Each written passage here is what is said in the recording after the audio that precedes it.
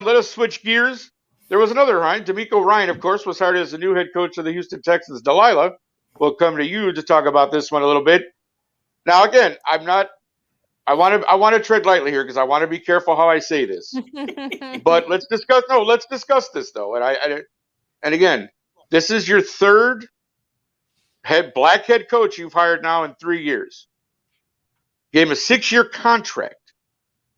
Okay, how do I say this? My point being basically, with the management that Houston has had, they've made some really questionable calls over the last 3 years. How much of a chance does D'Amico Ryan get, given what you know about the team he's inheriting and the things that have happened the last few years? Was this the best situation for him to go to, maybe as a first-time head coach? What do you think on that, Delilah? No, and that's not on him.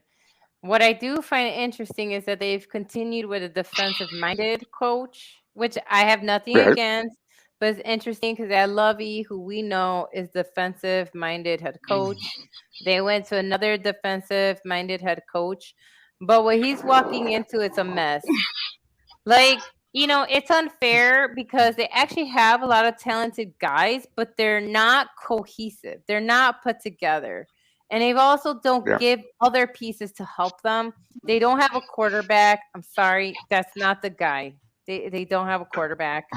Oh my God, I'm sorry, I'm blanking. But what's his name was who's a receiver, the running back that was talking about them the whole year, and then he went on media blackout because he started talking bad about how bad the organization is run. I'm sorry.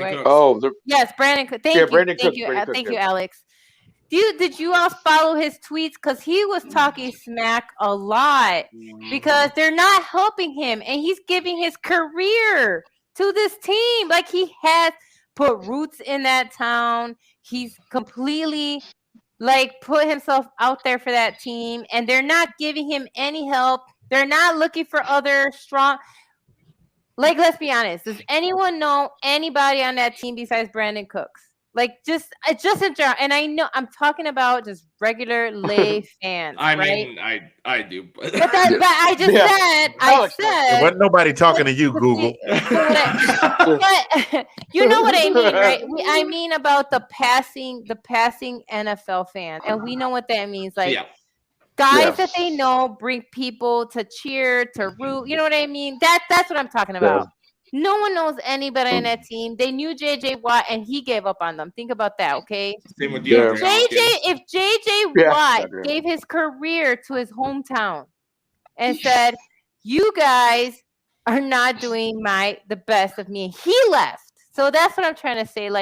But a lot of guys keep pouring everything into a team that isn't actually doing anything to build that team up. They haven't improved anything. They haven't improved their defense. They haven't added offensive pieces, real offensive pieces.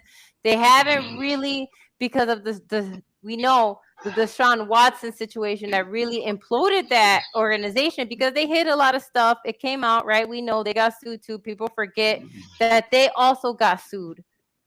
So So all those things they haven't fixed. They haven't really fixed from top to bottom. They're completely disorganized.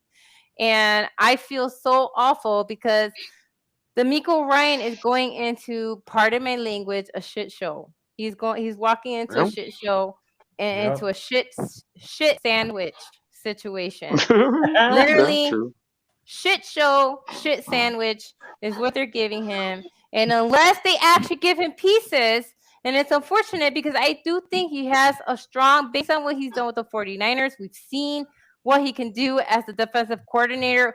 We have literally oodles of accolades of the fact that the 49ers for the past few years have been a top tier, right? Defensive team, right? And so I do think he has a shot of having, really being great as a head coach. But unfortunately, I feel really bad. He really is walking into a shit show, shit sandwich. Right. Now, well, that's what coach is. Oh, go ahead. Yes, Alex. What coach is their respective decision or their respective position, right? If you're going to be an offensive coordinator, you're not going into a strong offensive team. If you're going to be a defensive coordinator, you're not going to go into a strong defensive team.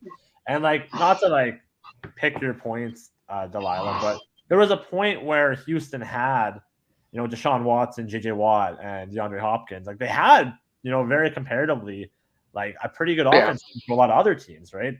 I agree with everything you're saying.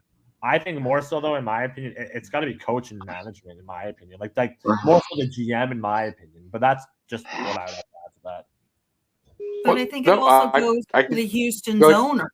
They're not giving the coaches what they need to be able to make a team out of these guys. That part. And that's why, to me, that's why, at least on Broncos Twitter, a lot of people were like, why would DeMarco go to them? Because they're, like she said, it's a shit show from top to bottom on the team. Yeah. But no, for sure. And that's the thing is, if he doesn't turn this around with duct tape and whatever else, I think it was Ben or somebody who said it, that he's gone, and his first head coach, that's going to be on him in his first head coaching job. And as we've seen, it can be hard to get another one, and it can take time. I mean, it took McDaniels 10 years to get another head coaching job. So I mean, that's what can happen. So now at the same time, though, I compare what DeMeco Ryans is going into in Houston a lot to what Dan Campbell just went into in Detroit. Yeah. It's a team that absolutely tore themselves all the way down. And now you come in with this long-term 6-year deal, and this is the guy, and it's the exact same thing as Campbell. It's the guy that played here before, that knows the area, that's been through the low times that they're in now. So this is them giving that 6-year contract that he got is take your time. This is them saying, we've got faith in you. Now, obviously, he's going to have to show results. But I think he's got 3 years before, if it's still the shit show we're looking at now, then he's out the door. But I mean, you've got all those picks from the Deshaun Watson situation.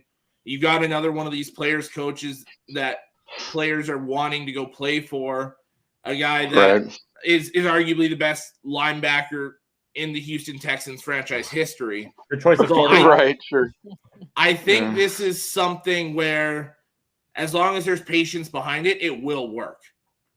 Right. But you have to trust that the patience is going to be there. Yeah. And that the owners aren't going to yank you out because you don't give quick. Now, I agree with Nate. Nate commented earlier, it's like, why is the OGM still there?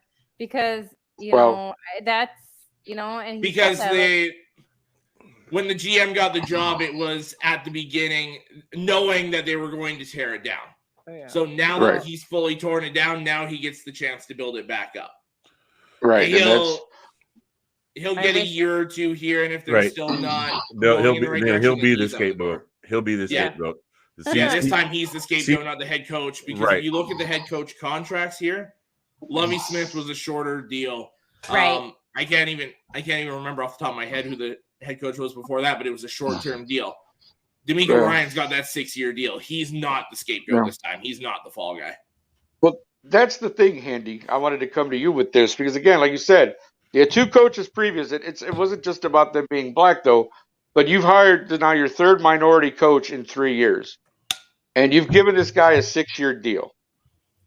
Alex talked about it. The GM gets to tear down, and now he gets to rebuild. But do you really think he gets 3 to 4 years to really? Like, I get you gave him a 6-year deal, but do you think, because of everything that's happened in the Texas organization, and because this gentleman is, a Texan, blah blah, he knows the area, all that stuff, you bring this guy in, you try to prop this up as we're giving him a 6-year deal, we're giving him all this, we're going to give him the opportunity, but at the end of the day, has this franchise showed you that they're capable of that? That's what I'd like to know, sir. Absolutely not. There's another franchise in the league, and our beloved producer is a huge lifelong fan. But this is almost book chapter verse verbatim. You got a dysfunctional ownership group.